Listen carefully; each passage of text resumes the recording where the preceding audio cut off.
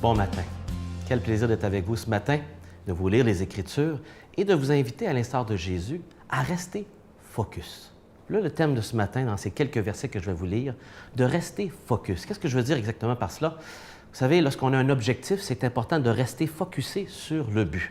Par exemple, il y a 2 mois, nous avons eu les élections et les politiciens qui participaient devaient rester focus pendant ces 40 jours de campagne et garder le message. Par exemple, l'été prochain, j'ai comme objectif, je nage beaucoup, et j'ai comme objectif de faire la traversée du lac Saint-Jean, 32 km.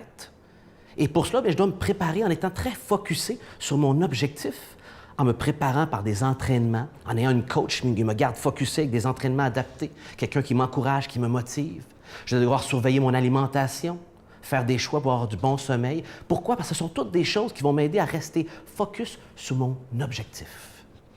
Et le Seigneur Jésus ici nous invite à rester focus. Sur quoi? Il nous parle dans ces versets précédents, des 3 versets que je vais vous lire, du retour du Seigneur. Et vous savez, la Bible, dans le Nouveau Testament particulièrement, Jésus, les apôtres, nous parlent près de 300 fois que Jésus va revenir et d'être prêt à son retour. Et il parle de cela justement ici, et au verset 34 du chapitre 21 de Luc, il dit ceci. « Tenez-vous sur vos gardes, de crainte que vos cœurs ne s'alourdissent. » Comment? Dans l'ivresse, dans les beuveries, dans les soucis de la vie, et que ce jour-là ne tombe sur vous à l'improviste, que vous soyez surpris, comme un filet, car il s'abattra sur tous ceux qui se trouvent sur la face de la terre entière. Mais restez éveillés dans une prière de tous les instants pour être jugés dignes d'échapper à tous ces châtiments à venir et vous tenir debout devant le Fils de l'homme. C'est-à-dire de tenir debout, pas dans la honte. Restez focus. 4 choses que j'aimerais vous partager ce matin, très court. Il y a un danger réel d'être distrait. Tout autour de nous, il parle ici de manger, d'ivrognerie, des soucis de la vie.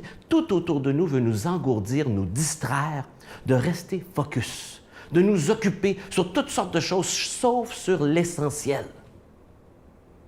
Et le Seigneur, dans une précédente parabole, lorsqu'il parle de la parabole des terres, va parler justement d'une terre avec des épines et qui tente d'étouffer la semence de la parole de Dieu par les soucis de la vie. Tout autour de nous veut nous décourager de l'essentiel. Mais qu'est-ce que l'essentiel? Sur quoi devons-nous rester focus? C'est ma deuxième question. Le but, c'est d'être en relation avec Dieu, notre Créateur. C'est lui qui nous a créés à son image afin d'être en relation avec lui. Le but que nous avons est de plaire à Dieu en faisant sa volonté dans notre vie, ce qui sera récompensé au jour où il reviendra. Le but, c'est de connaître Jésus et croire en lui afin de recevoir le pardon de nos péchés. Le but, c'est de connaître Dieu de mieux en mieux, chaque jour, pour le suivre, pour le servir, par reconnaissance pour son pardon. Notre but, c'est de faire connaître la bonne nouvelle de Dieu que nous avons reçue à ceux qui nous entourent. Aimer Dieu et son prochain comme soi-même. Notre but, c'est d'être prêt à son retour.